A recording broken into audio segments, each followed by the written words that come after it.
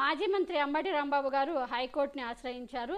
తనకు 4+4 భద్రత తొలగించడాన్ని సవాల్ చేస్తూ ఇంతకుముందే కూటమి ప్రభుత్వం గెలిచిన తర్వాత అందరికీ చాలామందికి వైఎస్ఆర్సీపీ జగన్మోహన్ రెడ్డి గారికి, మాజీ ముఖ్యమంత్రి అయిన జగన్మోహన్ రెడ్డి గారికి భద్రత లేకుండా చేసిన వాళ్ళు ఇంకా ఎమ్మెల్యేలకి, మాజీ మంత్రులకి, మాజీ ఎమ్మెల్యేలకి ఇంకా భద్రత ఇస్తారనుకోవడం కూడా మన మూర్ఖత్వం అనుకోవాలి. దీంతో మాజీ మంత్రి ఇంతకుముందు అంబటి రాంబాబుకు ఉన్న 4+4 సెక్యూరిటీ భద్రతని కూడా తొలగించారు. దీంతో తనకి ప్రాణహాని ఉంది అంటూ హైకోర్టులో పిటిషన్ దాఖలు చేశారు అంబటి రాంబాబు గారు.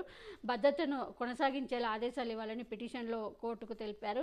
దీనిపై విచారణ జరిపిన ధర్మాసనం తదుపరి విచారణ ఈ నెల 10వ తారీఖుకి వాయిదా వేసింది. ఆలోగా పూర్తి వివరాలు తమ ముందు ఉంచాలని ప్రభుత్వ తరపు న్యాయవాదికి ఆదేశాలు ఇచ్చింది.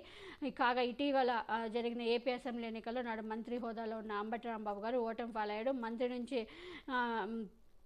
మంత్రి నుంచి మాజీ మంత్రి కావడంతో అంబటి రాంబాబుకు ఉండే 4+4 భద్రతను తొలగించింది ఏపీ ప్రభుత్వం. రాష్ట్ర ప్రభుత్వం తీసుకున్న ఈ నిర్ణయాన్ని సవాల్ చేస్తూ మాజీ మంత్రి అంబటి రాంబాబు గారు కోర్టులో పిటిషన్ దాఖలు చేశారు. ఇది ముమ్మాటికి చంద్రబాబు సర్కార్ చేస్తున్న కక్ష సాధింపు చర్యలకు నిదర్శనం అంటూ మాజీ మంత్రి ఆరోపించారు. మరి అంబటికి అనుకూలంగా కోర్టు తీర్పు ఇస్తుందా లేకుంటే అనేది తర్వాత మనకి 10వ తారీఖు తెలుస్తుంది.